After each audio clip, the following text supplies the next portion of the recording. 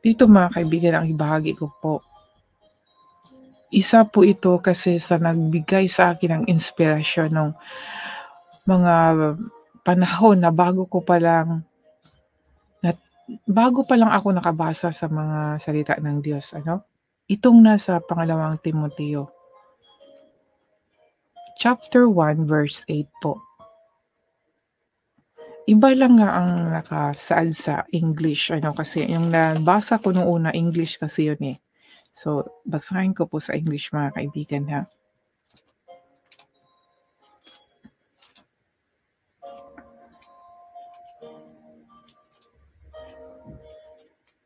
Ito yung naging inspirasyon at nagbigay lakas din sa akin para hindi po ako mahiyang magsalita sa Diyos. Kasi 2012 talagang doon po yung starting na nagpo-post po ako ng mga salita ng Diyos na mula po sa akin, yung mga binabasa ko, pinopost ko. Dahan-dahan po yun kasi hindi po yung bigla. Una-una po kasi na doon po yung hiya kasi the spirit of Satanas ang nag-aano din yun, no? Yun ang spirit na nagbigay ng mahiya ka, matakot ka, yun spirit of opponent ni Jesus Christ. Kaya sabi dito sa 2 Timothy chapter 1 verse 8 po ang sabi dito. Be not thou therefore ashamed of the testimony of our Lord, nor of me, his prisoner, but be thou partaker of the afflictions of the gospel according to the power of God. Ito po yung unang nabasa ko mga kaibigan. Naisip-isip po lang, hindi pala dapat ikahiya. Nag-start ako ng mga testimony, sabi dito sa Tagalog, kaya huwag kang mahihiyang magpatotoo tungkol sa ating Panginoon o tungkol sa akin na bilanggo dahil sa Kanya. So nung naano ko po 'yan, doon po ako isa po yung ano 'no, yung nasa Philippians chapter 4 verse 13 na I can do all things through Christ which is strengtheneth me. Isa po 'yan na lagi ko pong araw-araw affirmation ko po 'yun para po talagang yung espiritu ko hindi po matakot mag-post po sa mga salita niya dahil sino ba ako, isang makasalanan. And then bigla na lang nag-post, siyempre yung mga tao talagang kilala ako, kung sino ako, mabibigla din sila. At tama nga yung iniisip ko, nabibigla talaga sila kasi yung una kong mga post sa Facebook ay pangit, mga kagaguhan ano, masabi kong kagaguhan, pangkamunduhan lang. Hanggang sa biglang mag-share ng salita ng Diyos, 'di ba? Siyempre sasabihin talaga, "Hala, anong nangyari sa kanya?" 'Di ba? Pero ang nagpapalakas sa akin itong salita ng Diyos. And then nang nabasa ko itong sa Timoteo, so doon na ano, na-inspire ako na i-share ko yung nangyayari sa akin. Pero paano kaya, maintindihan kaya nila ako, gano'n yung mga iniisip ko. Pero yun, parang ano din, parang nasabay din yung mga karanasan ko ba kasi mga post din sa Facebook about din sa parang relate ako. So yun, may nakita ako sa newsfeed ko na yun nga, you meet Jesus Christ, yung mga gano'n. Basta something na hala, parang feel ko rin na nami-meet ko talaga si Jesus Christ sa internet kasi unang-una talaga hinahanap ko yung mga milagro ni Virgin Mary sa Google, 'di ba? Kasi hindi ko pa alam yung paano yung Facebook. Nasa Google pala ako at saka yung YouTube kasi nakikinig ako ng music, mahilig kasi ako sa music. Hanggang sa natuto ako sa Facebook, yun. Inaano ko yung mga milagro ni Virgin Mary. Ano sa Facebook din ay umano yung mga word of God, tapos yun nga, about Jesus Christ, na you meet Jesus Christ. So I feel na something kasi ginamit talaga yung internet para makilala ko ang Panginoon, ano. And then, yun nga, yung kaaway din. So, yun, nagsi-share na ako sa salita ng Diyos. Nagpatotoo na ako. nakita ko doon yung meron ako nakita sa Facebook na God changed me. Yun ang at relate din kasi sa akin, yun ang sinishare ko rin. Sabi ko, I'm so happy to share ba, kasi nga relate nga ako. So sabi ko, God changed me. Tapos talagang ano yun, makikita niyo po yun, sa una ko pong, Facebook. Yun po ang God changed me. Tapos hindi nila alam, siguro hindi nila alam kung bakit. Akala siguro change about yung sa life o yumaman na ako, pero hindi nila alam yung ako lang nag-ano nun na God changed me, pero yun na nga yun yung sa kasalanan ko na alam ko na pinatawad ako, and then yung 'pag nagbasa ako ng Bible naunawaan ko, pero hindi ko sure kung tama nga talaga kasi hindi naman ako nakikinig sa mga nagtuturo pa nun, dahil nga how many years na nga akong hindi nagsisimba nun.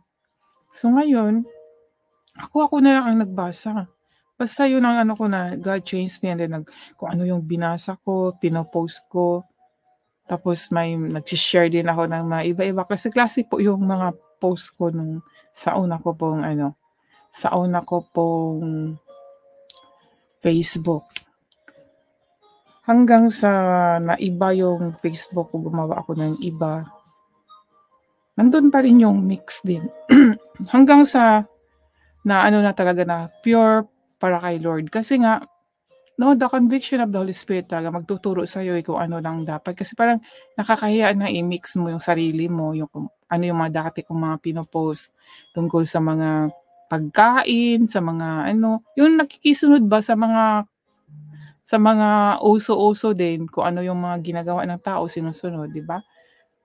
Ngayon, nag-ano na ako na kasi pag sarili, kukuha ako ng selfie, parang maririnig ko ang boses ng Panginoon, gumagamit siya ng tao kagaya ng sa asawa ko or sa anak ko, sasabihin na, "Naku, narcissist, nagkukuha na naman ng picture sa sarili." 'Di ba siyempre, tapos may mababasa ako sa Facebook na 'pag narcissist gano'n, puro mga kaya doon po talaga sabi ko si Lord talaga, amazing talaga siya. He is so powerful dahil gumagamit siya ng mga tao o anumang yung bagay na ma-feel ko na He talked to me in that way.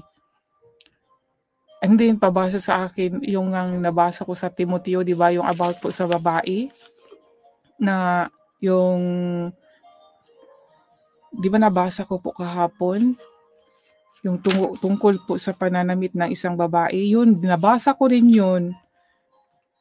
Kaya nahiya na ako sa sarili ko na laging mag-picture and then ipo-post sa Facebook ko.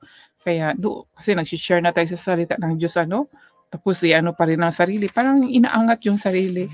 Kaya doon po na sa hiya, dahan-dahan po yun talaga.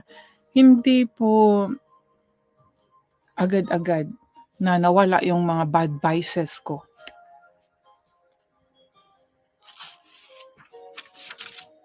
At hanggang ngayon itong sa 2 Timoteo chapter 1 verse 8, isa pa rin na nagpaano sa akin na huwag akong tumigil sa pagbabahagi sa salita ng Diyos.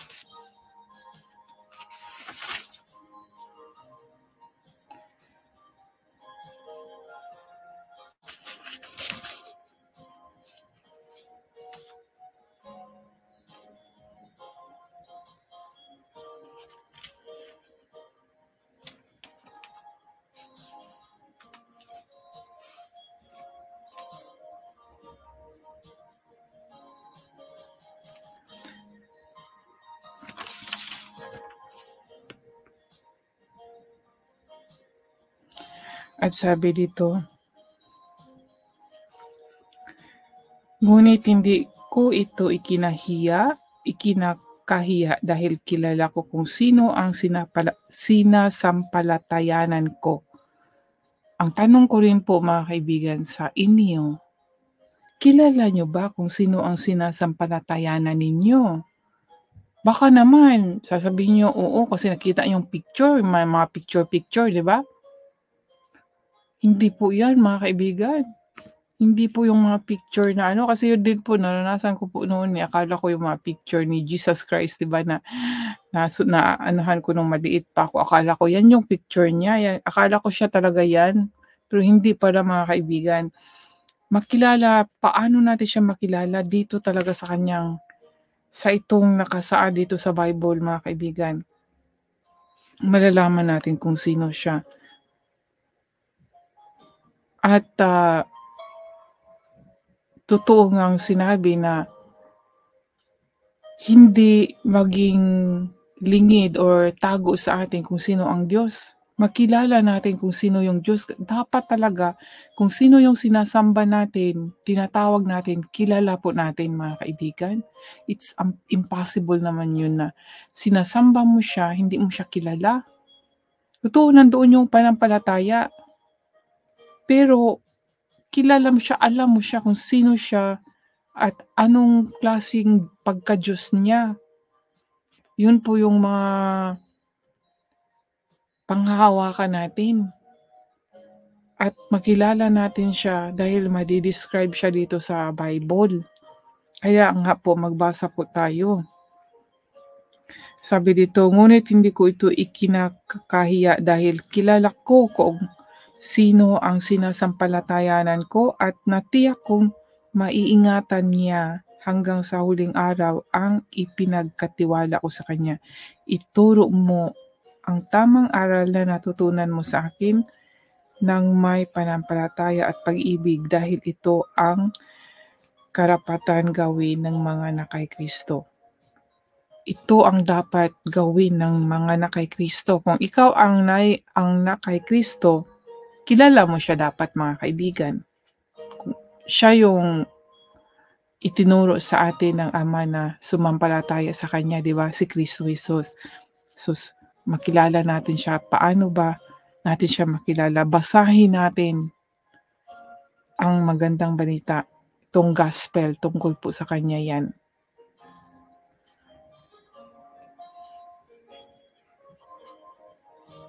Sa tulong ng banal na Espiritu na nasa atin, ingatan mo ang tamang aral at ipinagkatiwala ko sa iyo. Sa tulong ng banal na Espiritu Santo, malalaman natin kung sino ang ating sinasampalatayanan mga kaibigan. Dahil siya yun. Ang banal na Espiritu ay nasa ating puso, di ba? Tumatahan po. So, makilala natin kung sino yung nasa atin.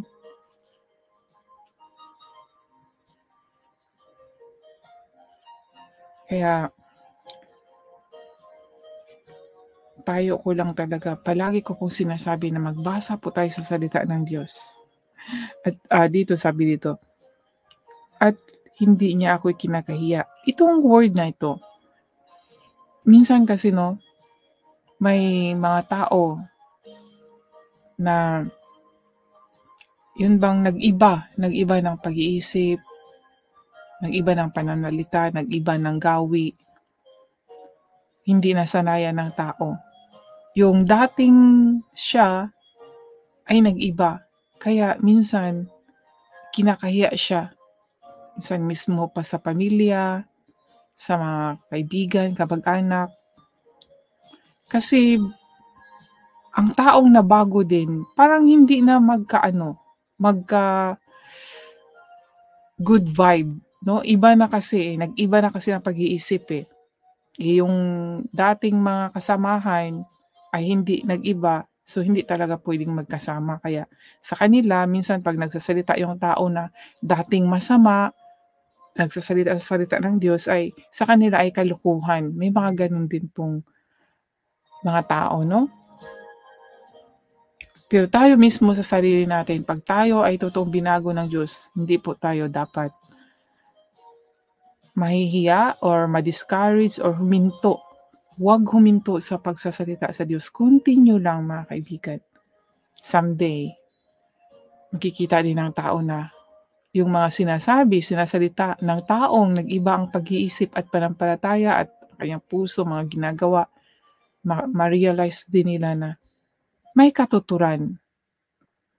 May katuturan ang mga sinasabi. may matutunan, may katuturan at kalugod-lugod pa sa mata ng Diyos, ng ating Panginoon. So ngayon nandito na